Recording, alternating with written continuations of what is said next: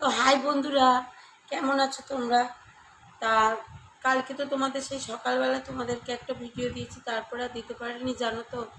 কারণ কালকে আমার ছেলে 104 জ্বর উঠে গেছিলো।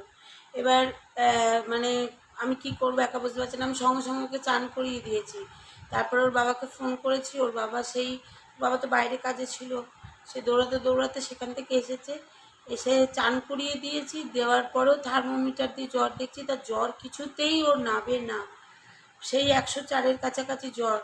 তা আমি তো খুব কান্নাকাটি করেছি, এবার কি করব বুঝতে পারছি না। তখন তারপরে ডাক্তারবাবুর কাছে নিয়ে গেছি, ডাক্তারবাবু ওষুধ দিয়েছিলেন। ওষুধ দেওয়ার পর তারপরে একটু জ্বরটা কোনো রকমে কমেছে।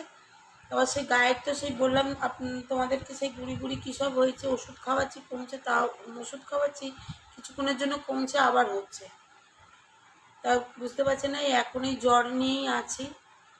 তা এইটুকুই তোমাদের বলবো যে তোমরা তো আমার কথা শোনো না।